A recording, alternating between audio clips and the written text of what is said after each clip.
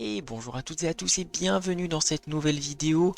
On est sur la semaine Axiom, donc on va commencer tout de suite par le deck de démarrage. Et oui, on commence par le plus simple ici. Je vais vous présenter du coup le deck de démarrage de la faction Axiom. Si vous souhaitez choisir cette faction pour commencer le jeu, eh bien je vais vous expliquer toutes les cartes en détail et également les petits combos et comment se joue cette faction Axiom. Alors on est parti ici, on est directement sur le site officiel d'Alter, c'est vraiment une mine d'informations, je vous invite à aller le visiter. Alors beaucoup de choses sont en anglais, mais la traduction française arrive, ne vous en faites pas. Donc du coup le but de cette faction, le but de ce deck de démarrage Axiom, ça va être de jouer autour du pouvoir de l'héroïne Syrah et Oddball. Donc quand vous jouez un permanent de coup de main 3 ou plus, vous pouvez engager Syrah et Oddball pour créer un petit jeton Scarabot dans l'expédition ciblée. Donc le jeton Scarabot il est ici. Et l'idée ça va être de créer un maximum de jetons Scarabot pour embêter l'adversaire et envahir le plus possible de zones d'expédition. Donc pour ce faire on va avoir pas mal de permanents. Donc je vais commencer directement par les permanents puisque ce sont un petit peu l'âme du deck. En gros, moi je vois ça comme une sorte de construction. En gros, on joue Axiom pour construire des usines qui vont nous permettre de créer des petits robots qui vont venir nous aider à remporter les différentes expéditions. Donc ici, Brassbug Hub, je gagne 3 compteurs Kelon quand vous allez jouer cette carte. Donc, dès que vous allez la mettre en jeu, vous allez gagner 3 compteurs Kelon. Et ensuite, à noon, donc à midi, au début de votre tour, si vous voulez, vous pouvez payer 1 de mana, dépenser un compteur Kelon de cette carte pour créer un jeton Scarabot dans l'expédition que vous allez choisir. Donc déjà, quand vous allez la jouer, ça va vous activer le pouvoir de Syrah et Oddball pour créer un jeton Scarabot. Et ensuite, à chaque tour, pour 1 de mana, vous allez pouvoir mettre un petit jeton Scarabot où vous voulez. Donc c'est pas le plus fort des permanents qu'il y a de présent ici, mais c'est quand même un permanent qui est très utile parce qu'il ne coûte que 3 et donc il peut arriver très vite. Ensuite, le reprocesseur Axiom qui coûte 4 depuis la main et depuis la réserve et qui dit tout simplement que à noon, donc à midi, vous allez faire le ravitaillement. Donc vous allez prendre la première carte de votre deck et la mettre dans votre réserve. Donc ça peut être bien, ça fait une sorte de pioche supplémentaire, c'est toujours sympa, et comme ça coûte 3 ou plus, ça peut activer le pouvoir de Syrah et Oddball. Ensuite, en carte rare, le générateur de Kelon. Tout simplement, pour 1 de mana, pioche une carte, et on va devoir engager cette carte. Évidemment, on ne peut pas l'utiliser à l'infini. Donc ça c'est sympa, ça fait toujours de la pioche, et c'est plutôt pas mal. Ensuite, le Brassbug Hive, qui est justement la carte la plus intéressante, celle que vous devez absolument prioriser, même si on en parlera après, mais la version rare est plutôt à prioriser, mais la version commune est quand même très très bien. Donc quand vous le jouez, quand vous la placez dans votre zone de permanent, donc que ce soit depuis la main ou depuis la réserve, et pour un coût de 5, vous allez créer un jeton Scarabot dans l'expédition que vous allez choisir. Donc ça évidemment ça va très très bien avec le pouvoir de Syrah et Oddball, puisqu'on va vouloir l'utiliser, parce que comme ça coûte 3 ou plus depuis la main, et eh bien ça va nous permettre de créer directement un deuxième jeton grâce au pouvoir de Syrah et Oddball. Et ensuite, at noon, donc au début de chaque tour si vous voulez, on va pouvoir créer un jeton Scarabot dans n'importe quelle expédition. Donc chaque tour on aura un petit jeton Scarabot qui va venir embêter l'adversaire. Ça peut être très bien lorsque vous affrontez des Hordis par exemple, parce que leurs 10 ils ont leur petite recrue là 1-1-1, mais si vous mettez un Scarabot à chaque tour en face, et bien vous remportez cette expédition sans rien faire. Donc ça c'est plutôt sympa et c'est également très très fort contre pas mal de choses. Donc ça c'est cool, et on a la version rare qui coûte un petit peu plus cher puisqu'elle coûte 6, mais par contre elle a le même effet. La seule chose qui change c'est que quand un robot rejoint votre expédition, il gagne 1 de boost. Donc ça veut dire que votre jeton Scarabot, qui est un robot, il est 3-3-3 et non plus 2-2-2, ce qui est vraiment incroyable. Si vous arrivez à mettre plusieurs jetons Scarabot dans le même tour, chacun vont être 3-3-3 et ça commence à faire beaucoup. Si vous arrivez à en enchaîner 3-4, ça peut vraiment mettre beaucoup de pression à l'adversaire.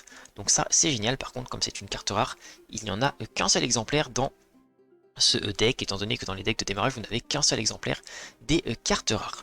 On passe rapidement au niveau des cartes transfuges maintenant. On a également un permanent ici, un permanent qui vient de Lyra, le bastion Lyra l'Ouroboros, donc qui coûte 3, donc qui peut activer le pouvoir du héros de Syrah et Oddball. Déjà quand vous allez le jouer, vous allez faire le ravitaillement, donc mettre une carte de votre deck dans votre réserve, donc ça c'est toujours sympathique. Et ensuite, si vous devez faire un ravitaillement, tant que ce permanent est en jeu, eh bien vous allez plutôt piocher 2 cartes, choisir celle que vous allez mettre dans votre réserve et défausser la deuxième. Donc ça, c'est pas mal, ça limite un peu l'aléatoire, on va dire, vous avez un petit peu plus de chance de mettre ce que vous voulez dans votre réserve. Et ensuite, en deuxième carte transfuge, on a le Prince Grenouille, qui coûte 2 depuis la main, 2 depuis la réserve, qui est une 3-0-3, et qui vient de la faction Ordis, si je ne dis pas de bêtises, et qui a un effet de soutien, un effet d'écho. Lorsqu'on le défausse depuis la réserve, le prochain permanent que vous allez jouer ce tour-ci coûtera 1 de moins. Donc ça peut être très bien pour accélérer notre prise de permanent, par exemple pour jouer notre usine plus rapidement. Ça peut être vraiment très sympathique, même si en vrai il a tellement de bonnes statistiques, le Prince Grenouille, que finalement on préfère souvent le jouer tout simplement. Et on a fait le tour, il n'y a pas vraiment de sort, il n'y en a qu'un seul dans, dans ce deck de démarrage, donc c'est le Kelon Burst, la surcharge de Kelon, il me semble. J'ai pas encore appris tous les noms en français, désolé pour ça. Donc c'est un sort qui coûte 3 depuis la main, 3 depuis la réserve, qui a Fugace, donc on ne peut l'utiliser qu'une seule fois, puisque lorsqu'on va l'utiliser, il ne va pas partir en réserve, mais il va partir directement depuis la défausse. Et vous avez le choix entre les deux effets suivants. Donc renvoyer en réserve le personnage avec un coup de main de 4 ou moins, donc très utile en début de partie pour virer des personnages qui nous embêteraient, ou sinon on peut également défausser le permanent avec un coup de main de 4 ou moins. Donc c'est un petit sort de début de partie qui peut être embêtant, surtout contre les decks Muna par exemple. J'aime bien garder ça contre les decks Muna, parce que les Muna ont souvent des petites créatures qui vont vouloir booster, ancrer et garder sur le terrain très longtemps. Et bien avec cette surcharge de Kelon, ça peut vraiment embêter un joueur Muna. Et maintenant on va passer sur les petits personnages. Alors, même si c'est pas le corps du deck, hein, la stratégie principale, les personnages sont toujours intéressants. Donc l'élémentaire de Kelon, qui lorsqu'on va le jouer depuis la main, il va nous permettre de placer une carte de notre main en réserve. Donc ça peut être sympa si on a des effets de soutien à activer, ou tout simplement des cartes qui sont plus intéressantes à jouer depuis la réserve. Cet élémentaire de Kelon, il va nous permettre de jouer ces cartes directement depuis notre réserve sans passer par la main. Et ça, on aime bien, c'est plutôt sympathique. Il coûte 2 depuis la main, 2 depuis la réserve, et il a des statistiques assez correctes de 1, 3 et 3, surtout pour le début de partie. Ensuite, la Foundry mécanique, la mécanicienne de la fonderie, qui est présente en version commune en 2 exemplaires, qui coûte 1 depuis la main, 1 depuis la réserve, avec des stats de 0, 1, 1, et qui n'a pas de pouvoir particulier sauf un pouvoir de soutien, qui est exactement le même que le Prince Grenouille qu'on a vu précédemment. Le prochain permanent que vous jouez ce tour-ci coûtera 1 de moins. Donc évidemment le petit combo qu'on a à faire, je vous le présente ici, c'est si jamais vous avez ça en main de départ, normalement vous êtes très bien dans la partie. Donc tour 1, vous jouez la Foundry mécanique, vous jouez également le Prince Grenouille, puisque tour 1, je le rappelle, vous avez 3 mana. Et ensuite, dès le deuxième tour de jeu, vous pouvez utiliser directement les deux pouvoirs de soutien, qui sont les mêmes, pour réduire donc le coût, si vous avez bien calculé, de votre prochain permanent de 2. Et du coup, comme vous avez 4 mana autour d'eux, vous pouvez jouer directement cette usine à Scarabot. Et là, normalement, vous êtes incroyable, parce que si dès le deuxième tour de jeu, vous avez les Scarabots qui sont là, et en plus qui sont boostés grâce au pouvoir de l'usine, franchement, normalement, la partie est pratiquement gagnée, sauf si l'adversaire a quelque chose pour gérer vos permanents. On a également la version rare de cette mécanicienne de la fonderie, qui a juste des petites stats qui changent puisqu'elle gagne des points en forêt et en océan. Ensuite, Axiom Salvageur, qui est une carte qui coûte un petit peu plus cher depuis la réserve, puisqu'elle coûte 2 alors qu'elle coûte seulement 1 depuis la main, qui a des stats de 1 partout, et qui a l'effet de ravitaillement lorsqu'elle est jouée depuis la réserve. Donc c'est pas des stats incroyables, mais c'est une carte qui peut toujours faire le taf. Ensuite, l'assembleur, Gian l'assembly Overseer, qui coûte 2 depuis la main, depuis la réserve, qui a des statistiques très intéressantes en forêt et en montagne, mais rien en océan, qui est présent en 2 quantités dans ce deck, puisqu'on a une version rare également, qui n'a rien qui change, si ce n'est un pouvoir de soutien, qui permet d'activer l'effet d'arrivée en jeu du permanent que vous contrôlez. Donc ça peut être pas mal si vous contrôlez par exemple des usines à Scarabot, ça peut être pas mal si vous contrôlez également, c'est tout en fait. C'est tout, il n'y a que les usines qui fonctionnent du coup avec cet effet là. On a également le bastion de l'Ouroboros si jamais vous voulez faire un ravitaillement. Mais voilà, c'est une carte qui peut toujours être utile pour vous permettre d'activer les effets de vos permanents. Amelia Earhart qui a un petit effet sympathique, parce que c'est une carte qui coûte 3 depuis la main, donc on peut dire c'est un peu cher pour les statistiques de 2 partout, mais par contre elle coûte seulement 1 depuis la réserve, donc évidemment on va avoir envie de la jouer depuis la réserve. Donc si on peut l'avoir avec un effet de ravitaillement directement dans la réserve, ça peut être très sympathique. On enchaîne avec les 3 petits cochons qui ont des statistiques de 3 partout, et si vous avez 2 landmarks ou plus, les 3 petits cochons vont gagner un boost. Donc, on va passer à 4 partout. Et ne vous inquiétez pas, si je ne dis pas de bêtises, tous les permanents ici d'Axiom sont des landmarks. Donc, vous allez forcément, si vous en contrôlez 2, avoir le boost des 3 petits cochons. C'est un petit peu la carte avec le plus de statistiques hein, de ce deck de démarrage. C'est vraiment votre carte à privilégier si vous voulez mettre des grosses statistiques dans les différentes expéditions. Et la version rare ici, au lieu de gagner un seul boost, les 3 petits cochons vont gagner 2 boosts lors de leur entrée sur le terrain. Donc ça va passer à des 5-5-5. Ensuite, l'Axiom Scrambler, qui est plutôt intéressant mine de rien, parce que non seulement il a comme effet d'entrer en jeu depuis la main le sabotage, donc de défausser une carte de la réserve adverse, donc c'est très sympa, et en plus il a mine de rien 4 points en montagne, ce qui n'est pas négligeable, ça fait souvent la différence. 4 points en montagne, bien placé sur le bon biome, ça peut être vraiment très intéressant. Et on a sa version rare qui coûte un petit peu moins cher depuis la main, seulement 3, donc c'est toujours sympa à prendre. Et ensuite la dernière carte à présenter, c'est l'armurière de la fonderie. Donc déjà je trouve l'illustration magnifique avec le petit Scarabot là qui est en train de l'aider à construire, je ne sais pas ce qu'elle fait mais voilà, c'est toujours très sympa les petites illustrations, qui a un coût de 3 depuis la main, 3 depuis la réserve, et qui a des statistiques de 2 partout, et qui, lorsqu'elle va être jouée depuis la réserve, va créer un jeton Scarabot dans l'expédition que vous avez choisi. Et voilà pour la présentation de ce deck de démarrage, je pense que je n'ai rien oublié. Donc encore une fois, l'idée c'est de jouer autour des permanents et de créer un maximum de jetons Scarabot pour embêter l'adversaire et avoir une présence dans les 2 expéditions. Et je vous retrouve tout de suite pour le petit gameplay. Et on est parti ici contre un joueur de Lyra. Alors voyons voir ce qu'on va faire. Donc là, Amelia Earth, évidemment on a envie de la garder tout de suite. L'élémentaire de Kéléon, est-ce qu'on a quelque chose à mettre? On va garder donc ce petit combo sympathique. Élémentaire Amelia. Le prince grenouille est pas mal. Pour jouer la ruche des scarabottes. Et là, je dirais, est-ce qu'on fait le combo comme ça?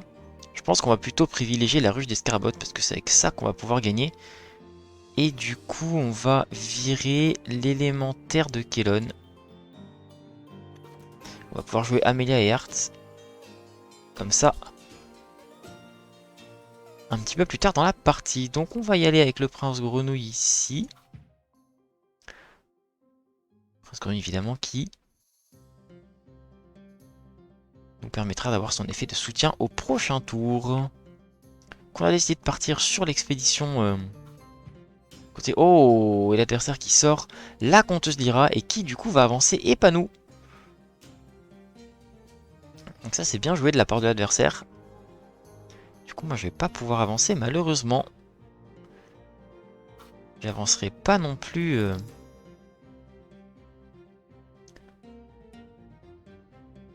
Du coup la Comtesse Lyra en plus qui pourrait être rejouée par l'adversaire.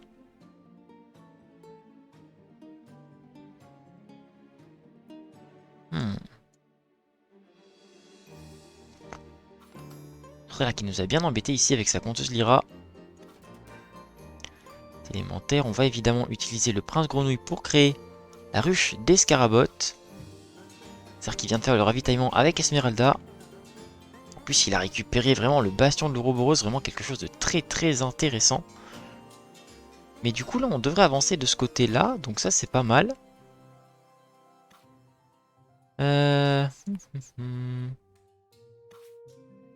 Et cet effet pour jouer directement la ruche des scarabottes, donc expédition compagnon. Et je vais utiliser le pouvoir de...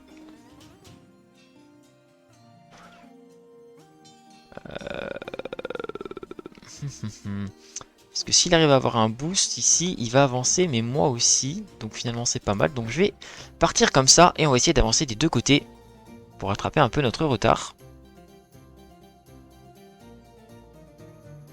Donc là on a réussi quand même à créer deux jetons Scarabot. Et en plus, la ruche va nous créer un jeton à chaque fois. Donc là il va essayer de booster évidemment avec le pouvoir ici. Donc il a réussi son boost. Et donc il va pouvoir avancer. Il a passé, donc je vais passer aussi. On a réussi à revenir du coup à égalité. Attention parce que l'adversaire a une très bonne réserve. Là au moins j'ai une réserve un petit peu plus faible malheureusement.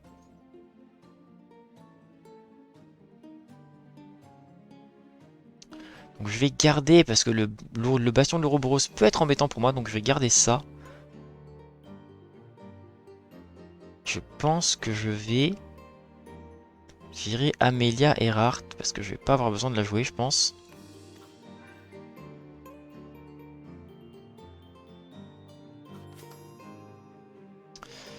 Et donc je vais partir en expédition. De toute façon, ça change rien. Expédition héros.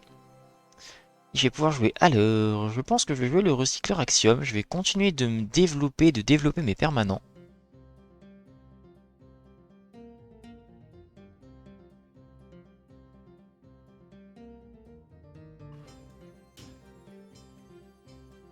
Je pense que je vais continuer à développer mes permanents ici.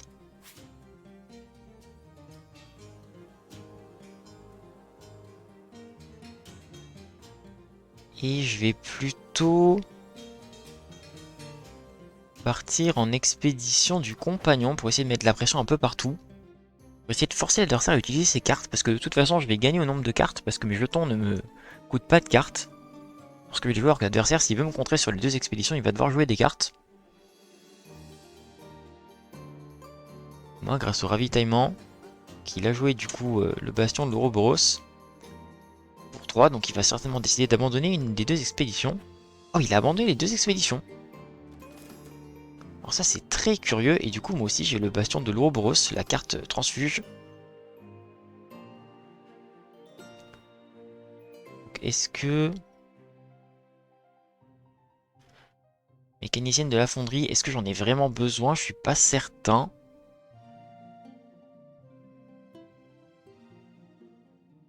Parce que là l'idée c'est que je vais jouer quand même la surcharge de Kellon, plus autre chose, donc je pense plutôt que... Je vais virer l'armurière, ou alors je peux virer la mécanicienne.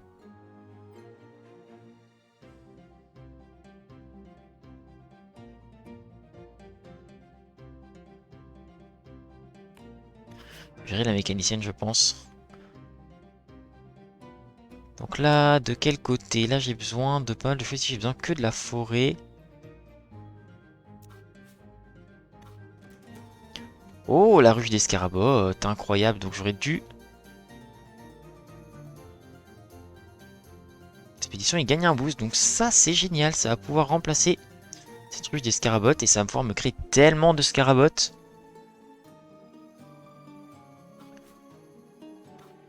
Oh, le sabotage, l'adversaire qui avait gardé un sabotage sous le tapis. C'est bien joué, parce qu'il m'a enlevé une carte très importante pour moi. Moi je vais enlever... soit je bannis son permanent, parce qu'il peut encore jouer ici. De toute façon j'ai beaucoup d'avance, donc je peux me permettre de l'empêcher de se développer. Ce permanent ici. L'adversaire qui va essayer de gagner des deux côtés.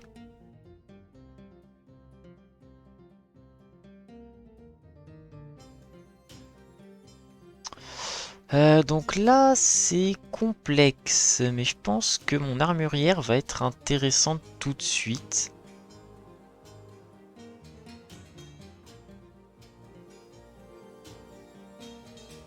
Je continue à me développer encore. Je pense que j'ai de l'avance, donc je peux encore me développer, mais en même temps, j'ai quand même besoin de pas mal de choses. Non, je vais y aller comme ça.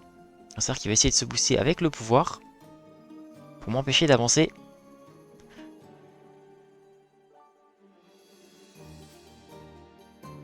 Faudrait qu'il fasse un 1 ou un 6, ça m'arrangerait bien. Bon, malheureusement, ça s'est boosté du côté de l'adversaire.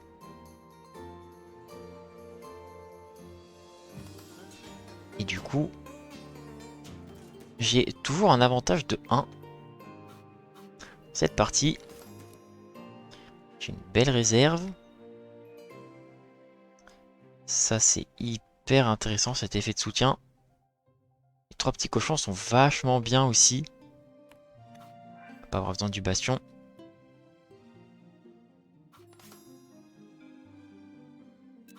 Mettre mon scarabot ici. Je vais faire un ravitaillement. Le récupérateur va me permettre de faire un nouveau ravitaillement. Donc ça, c'est très bien.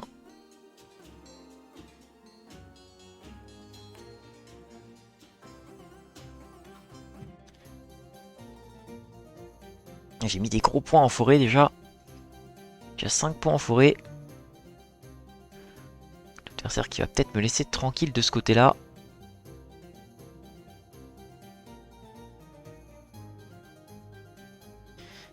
Au pire, j'ai de quoi.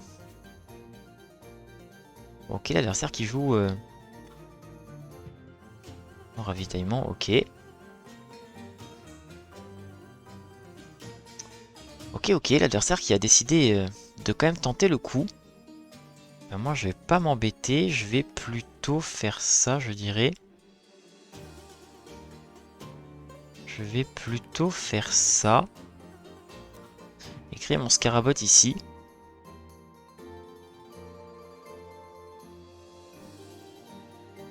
Ça, je mets quelques points en montagne.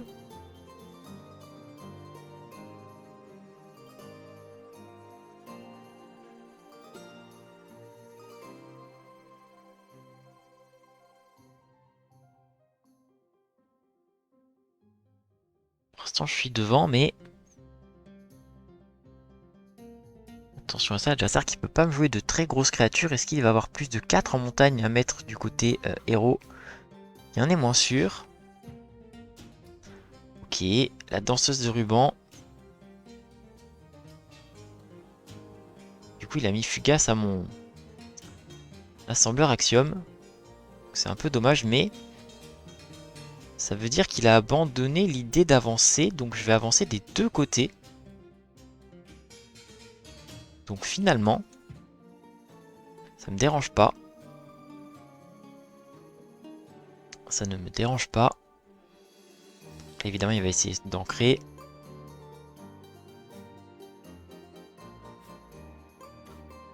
Ok, en plus c'est parti en réserve, donc du coup il va même pas avancer. Donc là c'est très mauvais jet de dés pour lui. Du coup on est très bien maintenant. Parce qu'il va falloir simplement gagner dans une seule expédition. Pour remporter la partie. Le recycleur Axiom évidemment, donc je vais enlever. Donc de quel côté c'est le plus simple pour moi d'avancer? Ici il faut que j'aille en océan, mais lui aussi. Et du côté de l'expédition héros évidemment. Le ravitaillement évidemment.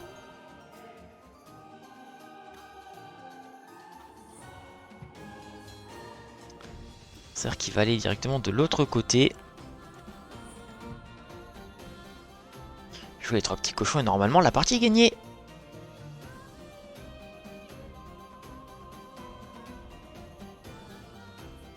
Cette partie se sera très bien passée avec le deck de démarrage Axiom. Oh, le Asmodée. Asmodée de l'adversaire. Ok, l'adversaire qui a réussi à récupérer ancré sur son Asmodée. Donc du coup, Asmodée, pour ceux qui ne le savent pas, c'est une carte Lyra. Lancer un dé sur un 4 ou plus, je deviens ancré, sinon je gagne 3 boosts. Donc là, il a voulu essayer de récupérer les 3 boosts sur son Asmodée. Mais malheureusement, il a récupéré l'ancrage. Il reste encore 3, donc là, je suis toujours devant de ce côté. Je pense que je vais quand même aller ici pour faire un ravitaillement.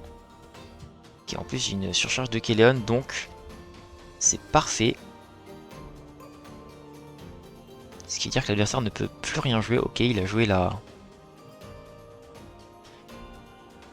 Il a joué la danseuse de ruban, mais malheureusement, grâce à la surcharge de Kéléon, je vais pouvoir virer ça. C'est un personnage ciblé et envoyer-le en réserve, du coup 4 ou moins. Surcharge de Kéléon qu'on va jouer du coup. On va renvoyer la danseuse de ruban et on est toujours devant, ici sur la montagne. Ce qui devrait nous faire gagner normalement la partie. Il va essayer de créer du boost évidemment sur notre ami Asmodée, mais ça ne fonctionnera pas. Et du coup c'est une victoire, l'adversaire qui ne peut plus rien faire.